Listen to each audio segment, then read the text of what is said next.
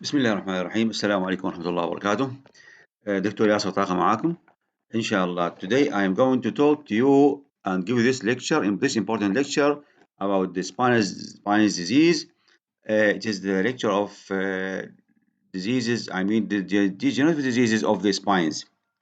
I think all of you have heard one day that some patient was having, for example, or experiencing a backache, for example, and or sometimes neck pain with radiation of from the neck, for example, to the upper limb, right upper limb, or left upper limb, or maybe both of them, or patient exposed to backache radiating to the right lower limb or left lower limb, or both of them, and all these other features.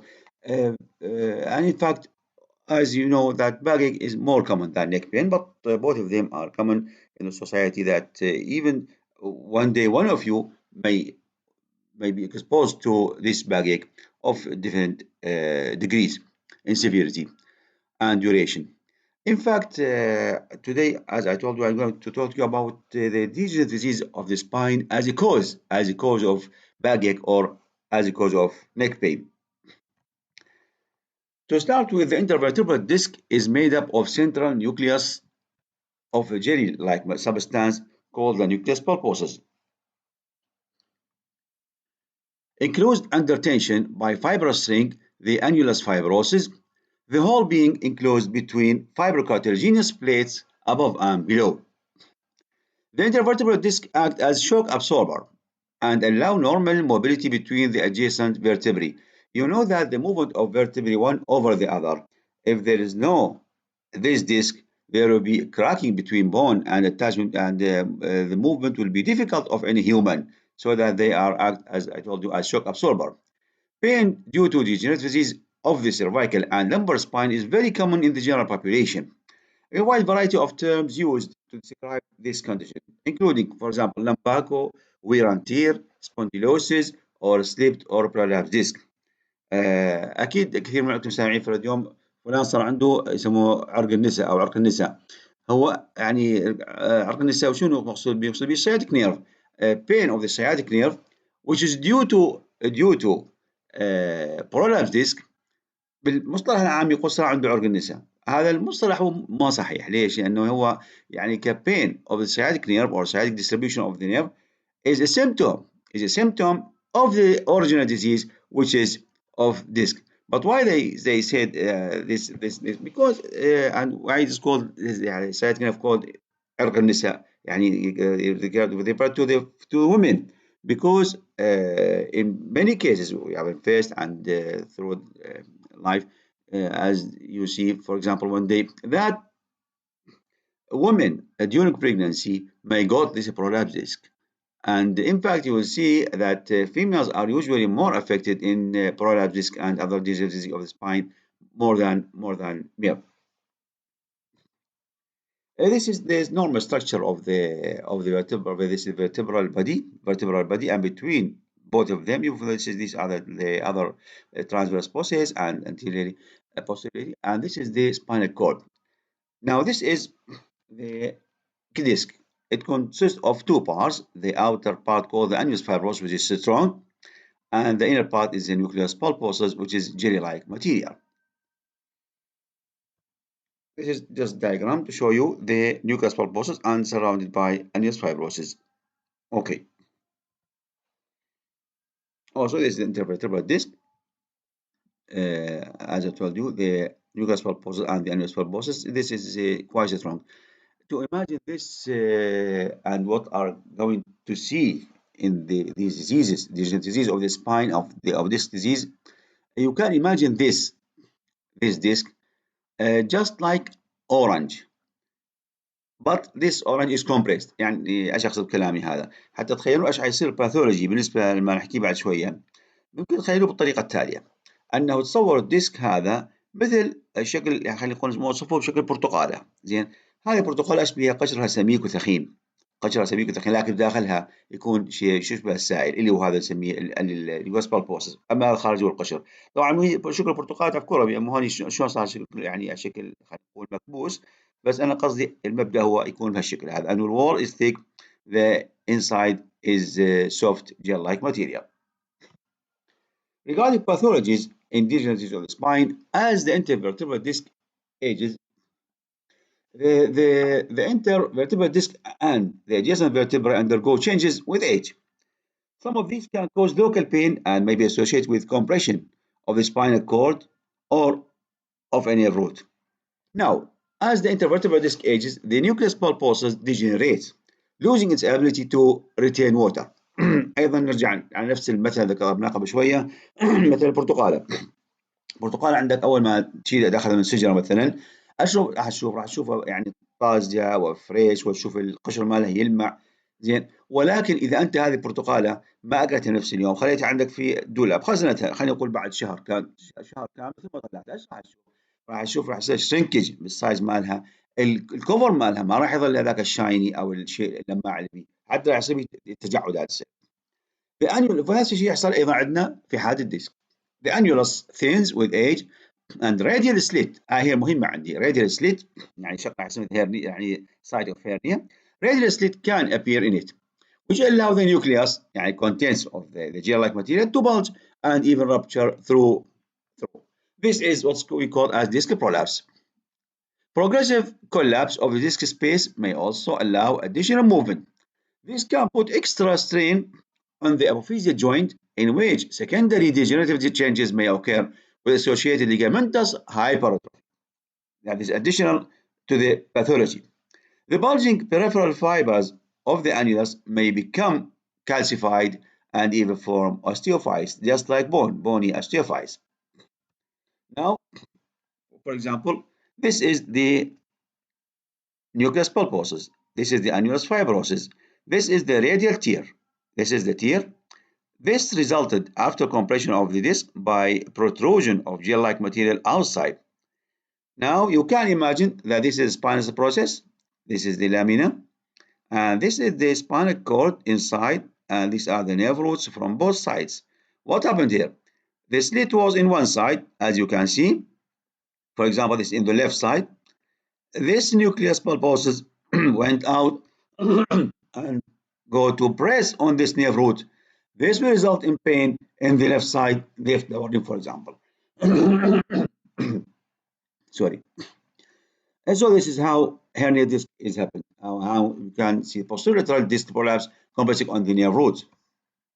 Also, other diagram. Now, the slit in the wall in the annulus fibrosus of the disc may be either unilateral on the lateral side, maybe lateral slit or tear, or maybe midline. You can imagine now that if the patient got lateral tear, what will happen?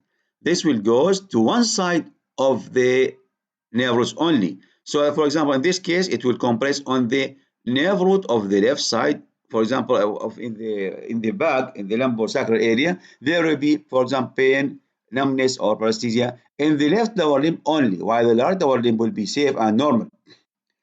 While in cases of central herniation and central slit in the wall, I mean in the annulus fibrosus, what will happen? Here, compression will be not on nerve roots. The nerve roots will be free, as you can see. Here it's affected. In the left side, this one is free. While here, both of them looks free. The pressure will be on the spinal cord or on the coda equina below L1. Now, this patient will present with radicular pain in the, for example, left lower limb only. The patient may present to me saying that I just complain from left lower limb pain. Do you have any backache? No, I don't have any backache. I examined the patient and I found with him symptoms and signs of disc. I sent him for X-ray of lumbosacral spine or for MRI of lumbosacral spine. The patient come to me and said, "Why? I don't have any backache. You are sending me to X-ray of lumbosacral spine, but I have no any backache. My pain is in my left lower limb only." Okay, but the cause is from this disc. In this case, oppositely, the lower limbs may be free from pain or paresthesia. All pain will be on the back only. On the back only. And if it will be radiating to the lower limbs, and this will be enlarging more and more, Pain in the lower limbs will be bilateral for both lower limbs. You can imagine this from this image. Other picture showing to you how this is how is the disc prolapse happen and compress on a single nerve root from one side.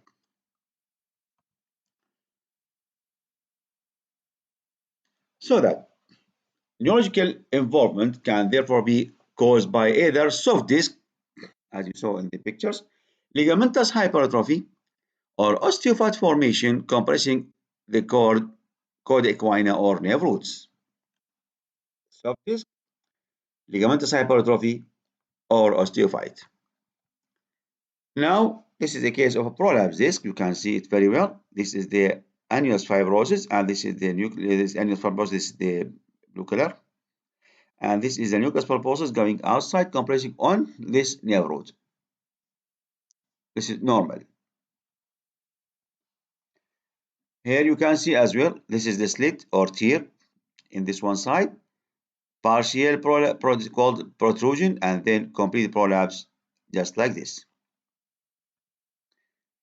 Then, as far as this will increase, and from pain, what will happen? There will be ligamentous hypertrophy. This is normal. We have here what's called ligamentum flavum, but this is normal.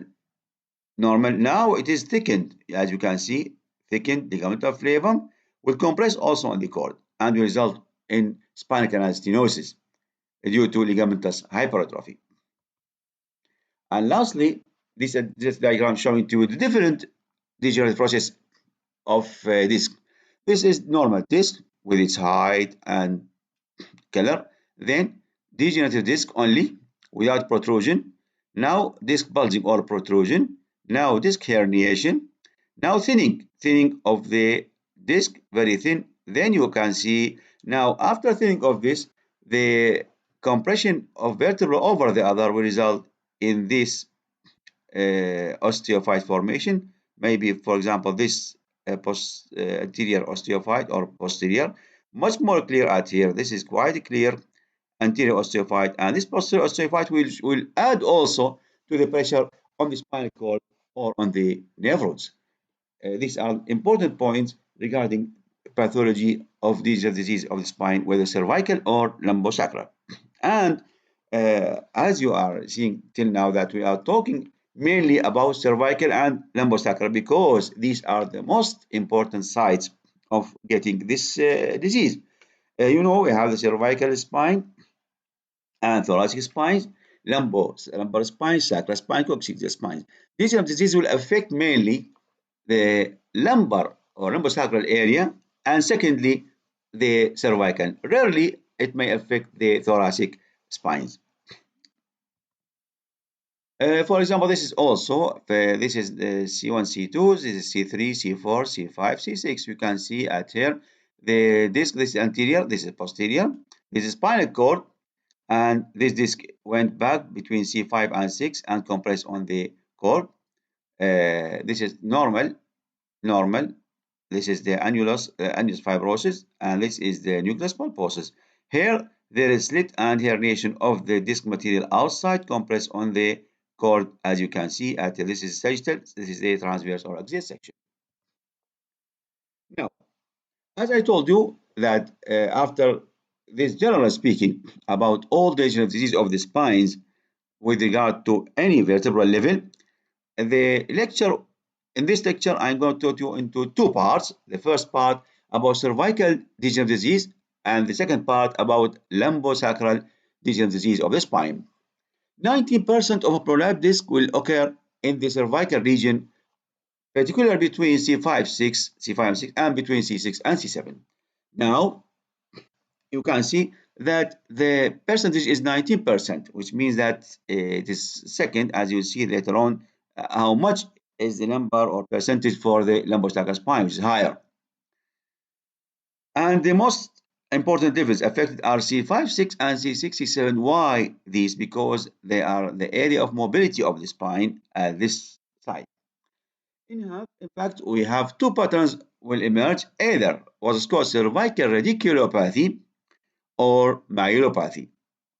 From its name, radiculopathy, there will be pressure on nerve root, whether the right or the left side, and they will result in features of pain, paresthesia, and lower motor neuron.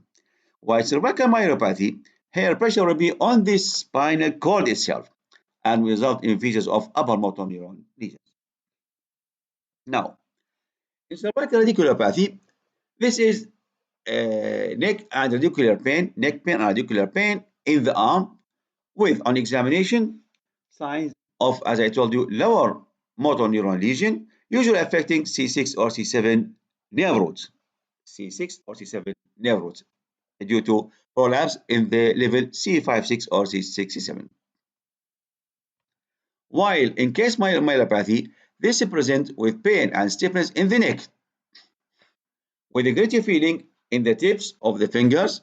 Patient will complain of stiffness with unsteadiness of gait. On examination, there are signs of an upper motor neuron lesions with a glove and stocking distribution sensory loss. So that these are the main pathologies happen in cases of cervical degenerative diseases. What investigations you will send the patient? Plain radiograph in flexion and extension. This will provide details of the bony architecture, osteophytes formation, and instability. MRI of the cervical spine in sagittal axial views allow detailed study of the spinal cord, including changes within the cord itself, together with views of the exiting nerve roots and root canals. So that MRI will be done in the sagittal and axial views to allow detailed study of the spinal cord. Cervical myelography, rarely performed at now. As I told you in the lecture of investigations, we told you that myelography is now, which is invasive method because we will inject dye inside the subarachnoid space and take pictures or images, rarely done at now because it is replaced by MRI, which give me what's called MR myelogram, which is with non-invasive method without any dye. But in fact, in our locality, we are using this sometimes because we have many patients who are having the shells in their body during the last years. CT myography sometimes maybe have an MRI. If MRI is not available, or if MRI is contraindicated, for example, patient having shells in the body, we are not allowed to do MRI. For them, we can do either the myography or CT myography, which will give me more detailed information, better than cervical, better than myography. You can see in this lateral view cervical spine X-ray. You can see the osteophyte in cervical spine, mainly anterior one. Also, this is myelogram of cervical disease. You can see the compression of the cord at this side and as if a filling defect is present. This is the most proper investigation and central MRI of the cervical spine. You can see the compression of the cord. This is the cord, the black color, and these are the white cerebral spinal fluid. This is C1, C2, C3, C4, C5, 6, and 7. And the normal cord will appear as black, surrounded anteriorly and posteriorly by a slope of CSF, free flow of CSF, as you can see at here and at here. But at here, it is not free. It is interrupted by the disc paralysis 1, 2, and 3 levels. Okay, all these levels are showing compression of the spinal cord at the cervical region. This is another case of single level, mainly this one level 1, 2, 3, 4, 5, 6, 7, 6, 7 polarized disc. This is normal. As cervical spinal cord appears as black, surrounded anterior posterior by flowing CSF white color. Also is normal, but this is abnormal, compressed by as C6-7 level. And this is that one was the sagittal section. This one is the axial, horizontal, or transverse section. You can see that this black is the cord, and this is the surrounding of it is the CSF. You can see that in this side, the right side, it is a free, while in the left side there is compression of it and cut off of it. due to the prolapse disc to this side, to the left side. Regarding management of cervical spinal disease, as I told you, the presentation will be either radiculopathy or myelopathy. And in fact, how to deal with these, both of them, everyone may differ from the other. Regarding radiculopathy, here, number A, non-operative treatment, I mean conservative treatment. And sometimes we did surgery. But in over 75% of the patient, the symptoms will resolve with non-operative measures, and these include the following: rest, analgesia, the use of cervical collar, and physiotherapy.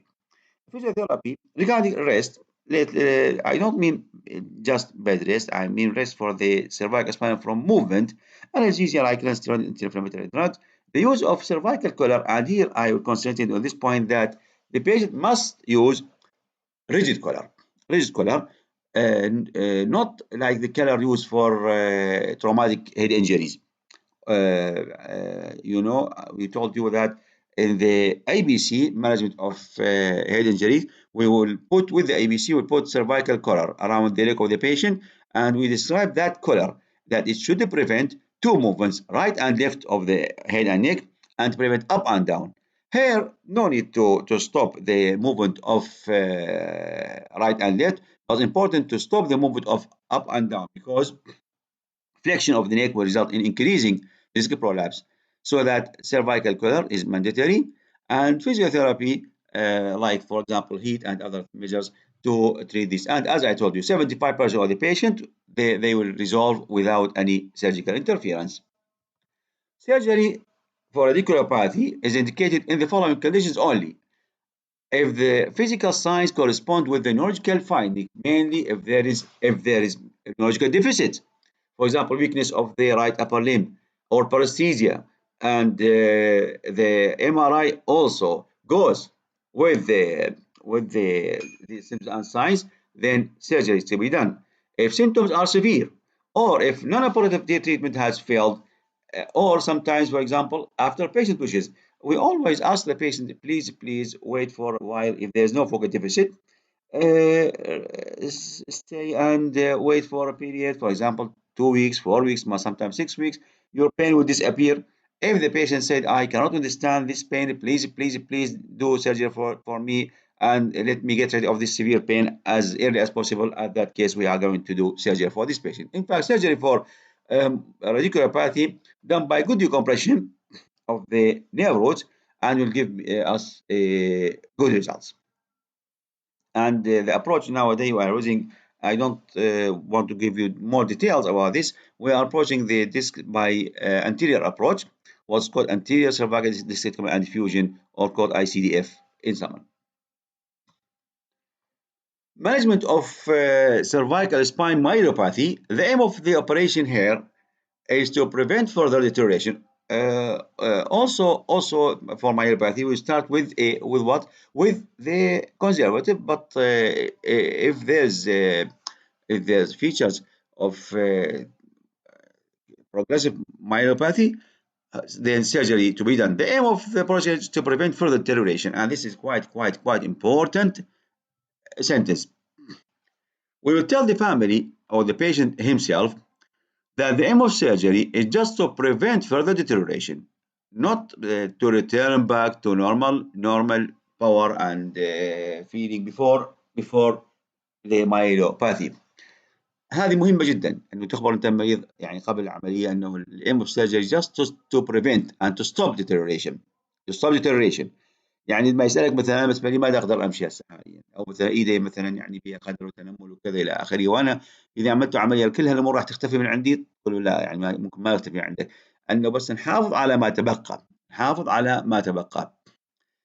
And put in your mind also the other sentence: despite decompression, there will be sometimes further deterioration in 30% of patients. وهذه حقيقة الكارثة هون.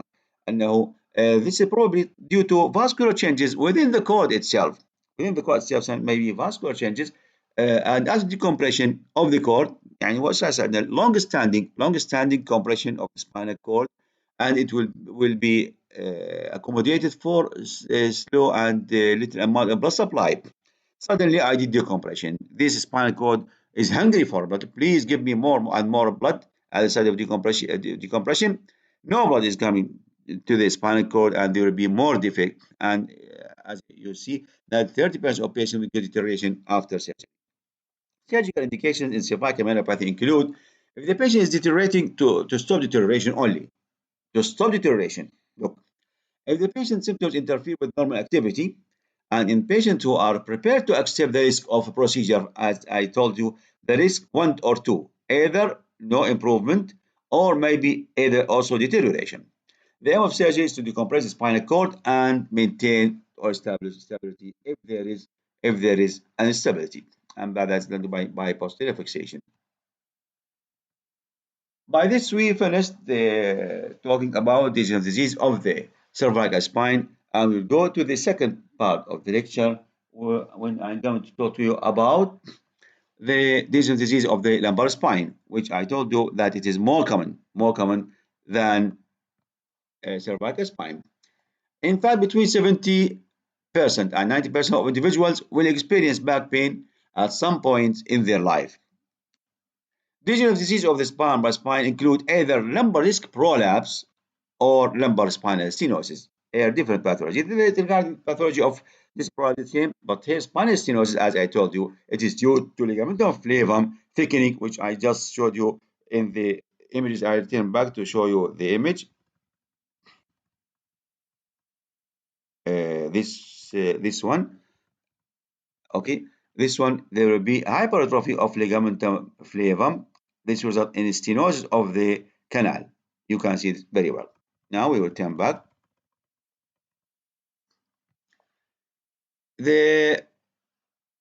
So that lumbar disc prolapse or lumbar spinal stenosis. Regarding lumbar disc prolapse, 80% of disc protrusions will occur in the lumbar region, mainly between L4-5 level and L5-S1. I mean, lumbar 4, lumbar 5, or lumbar 5 and sacral 1. First sacral vertebra. Now, we mentioned in the cervical disc prolapse was 19% of the cases, but here 80% of disc protrusions will occur at this level, the lumbar disc. Still only 1% will still 18 plus 19, 80 plus 19 equal 99%. The 1% is for rare cases of thoracic disc prolapse. Disc prolapse occur most commonly in the middle age, although it can occur in the adolescents and in the elderly. And why middle age is the age of activity. Why in elderly rare because they are not so active, and in adolescents because their discs are so elastic and can resist many tensions and pressure on them. The clinical features of lumbar disc prolapse include the following. Number one, low backache. Typically, while lifting a heavy weight or heavy object or stooping, the patient is seized, stopped in back pain. The spinal muscles go into painful spasm, and the patient describes himself as locked in agony. He becomes unable to straighten up. مشهورة القصة دائما تكرر، أكيد سامعيها كلكم. والله شيل الشيء ثقيل وعلى غفلة ظهري وجعني، قفل علي ظهري وما أقدر أتعدل بعد، زين، انطوى ظهري. هاي كل المصطلحات تسمعوها أنتم من عند الناس. Root pain due to compression of nerve roots. مثل ما شفناكم الصور، يعني as you saw the images and diagrams, how the nucleus pulposus will exit through the slit in the wall, the annulus fibrosus, to go back and compress on the nerve root, right or left. Root pain due to compression of the nerve root. This pain radiates down to the back of the lower limb and is increased by coughing. Motor and sensory changes will occur according to the affected nerve roots, and these are quite important. Look, as we mentioned that the most common level of prolapse disc was L4-5 disc or L5-S1 disc. L4-5 disc will affect the fifth lumbar root, while L5-S1 will affect the first sacral root. In fact, you go to the lower number. L4-5 affect L5, L5-S1 affect S1. Okay. Pain and sensory loss may affect the back of the thigh, lateral aspect of the leg, and dorsum of the foot. There may be weakness of the ankle dorsiflexion, what's called drop foot. He will be unable to elevate the toes upward. Okay, which is what's called drop foot. So that the pain sensory loss will be affect the thigh, back of the thigh, lateral aspect of the leg, and also of the foot. While in 5S1, this will affect the first sacral root. Pain or sensory loss will affect the back of the leg and the sole of the foot. There may be a weak plantar flexion, opposite to that. This one, dorsal flexion, but this one, weakness of plantar flexion of the ankle and even absent ankle jerk. So that the description of the pain differ here, back of the thigh, lateral aspect of the leg, dorsal of the foot, while here, back of the leg and sole of the foot. Here will be weakness of ankle dorsiflexion, here weakness of plantar flexion. Plantar flexion. No reflex is affected at here, but here there may be absent ankle jerk because it's supplied by this face sacral root. Okay, from this examination of the patient at the examination of the lower limbs of the patient, from this we can know even the level of disc prolapse without any investigation. But you know that investigation is quite important. The patient adopts scoliotic position and has limping gait to reduce the pressure on the nerves. For example, if the prolapse is on the right side, it will drop to the left side. Why? To let the vertebra be away from each other, to let the nerve roots be free and free from pain. The straight leg rising test or flexion of the spine increase the pain due to compression of the nerves against the protrusion. That I let the patient flat on the back and supine position. Supine position. Then I will elevate the, for example, right lower limb. Or for example, if his radicular pain to the right side, I will elevate the right lower limb as one piece. I mean, without flexion of the knee. You will see that the patient got severe pain due to compression of the nerve roots. You can see this is scoliotic tilt of the patient. For example, this patient may be having, for example, pain on this side. What he did scoliosis to the other side in order to let the nerve roots here be free from pressure. The investigations, you send the patient to them in case of lumbar disc prolapse. A plain X-ray of the spine's AP or lateral views are quite important to exclude bone disease that cause similar manifestations. Later, it will reveal narrowing of the disc space. In chronic case, there may be osteophyte at the margins of the vertebrae.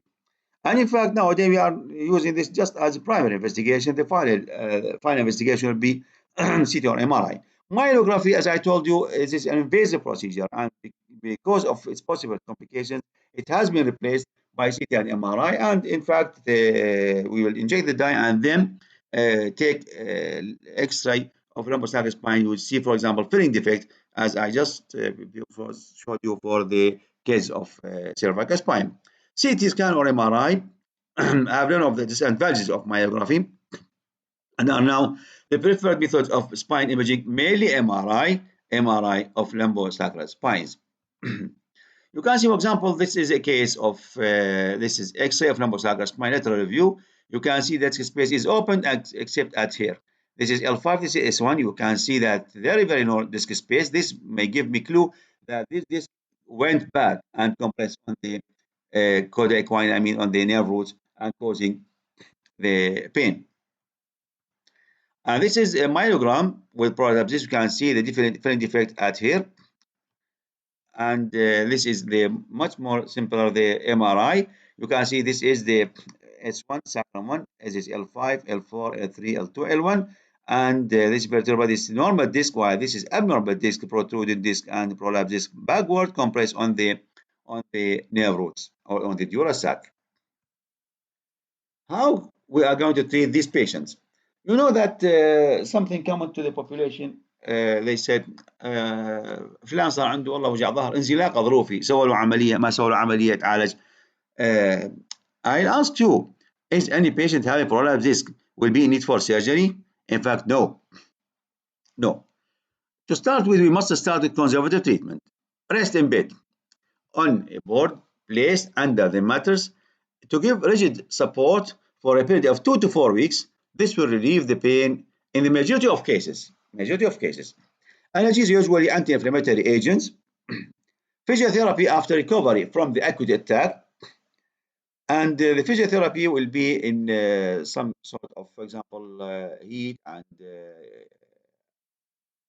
infrared light, and sometimes also using ultraviolet light, and sometimes by using uh, some some sort of exercises. Adjustment of work to adjustment to work situation, example seating, and day-to-day life, example less driving, more physical activity, and weight loss.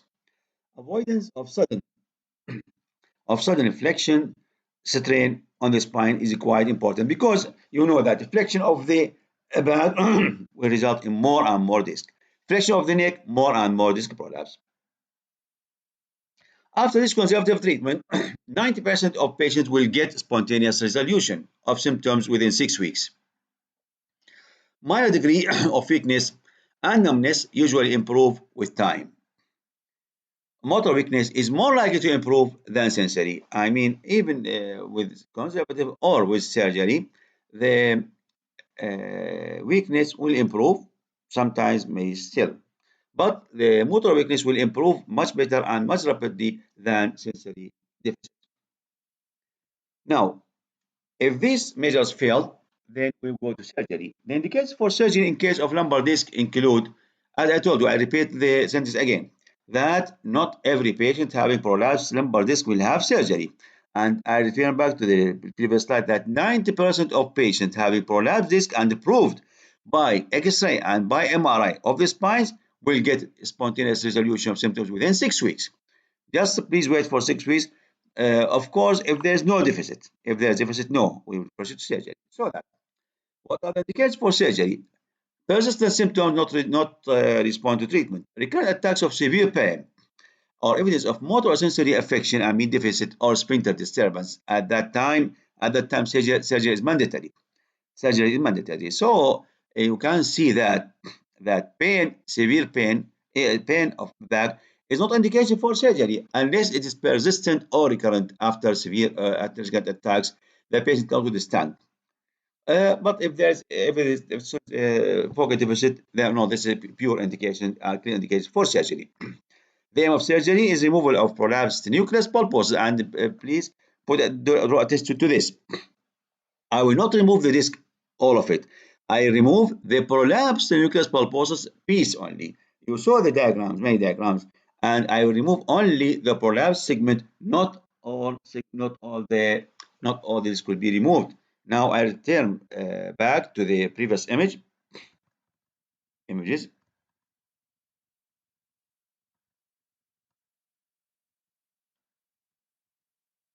You can see it here. I will remove this piece only. This piece only. I will not remove the whole disc. Why? If I remove the whole disc, what will happen later on? If I remove the whole disc, I remove only this produced part or prolapsed part. If I remove the whole disc, what would happen? I will get these final effects of osteophyte formation.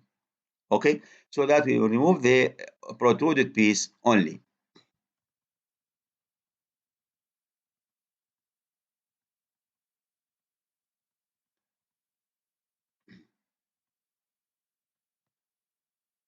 What are the approaches to prolapse lumbar disc؟ اكيد سامعين كثير، يعني مسوين عمليات اعتياديه، اقول عمليه بالناظور، عمليه بالليزر، او ثاني ابره بالظهر الى اخره، فنستعرضها على السريع ان شاء الله. Number one, epidural steroid injections. This will give relief of 30% of the patients will get relief.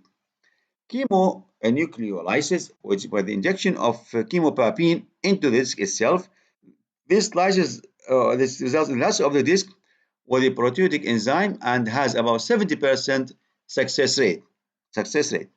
Laser discectomy, laser coagulation of the disc. This has a success rate of 50 to 70%. Microdiscectomy. This has success rate of 80 to 90%. No bone removal, but access gained by incising the tissues between adjacent lamina.